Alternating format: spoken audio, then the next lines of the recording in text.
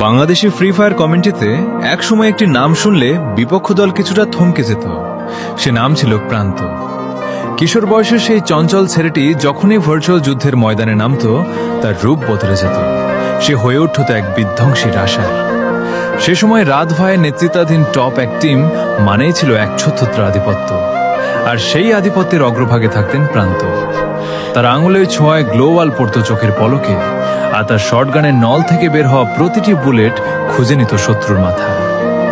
বড় বড় টুর্নামেন্টে যখন পুরো টিম চাপে থাকত, তখন শোনা যেত রাত ভাইয়ের সেই পরিচিত নির্দেশ, প্রান্ত রাশ দে। আর সাথে সাথে কোনো দ্বিধা ছাড়াই প্রান্ত ঝাঁপিয়ে পড়তেন আগুনের গোলার মতো। শত্রুরা জানত প্রান্তের রাশ মানেই মৃত্যু নিশ্চিত।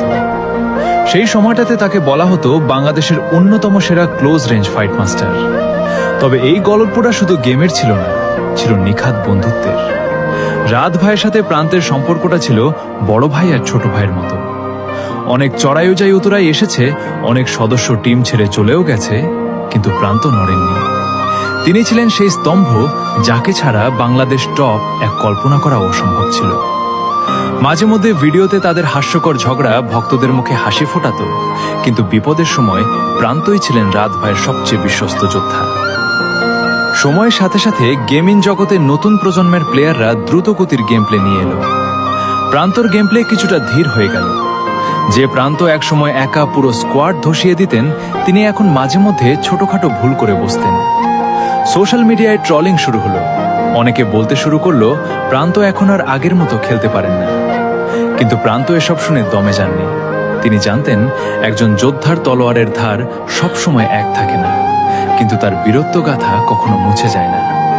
তিনি এখন আর শুধু একজন প্লেয়ার নন, তিনি লক্ষ লক্ষ তরুণের কাছে এক আবেগ।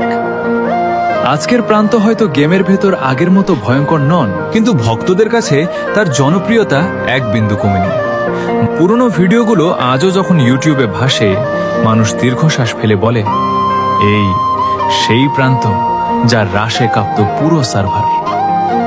গেম বদলেছে, স্কিল বদলেছে, কিন্তু প্রান্ত আজও তার ভক্তদের হৃদয়ে আগের মতোই বীর হিসেবে টিকে আছেন।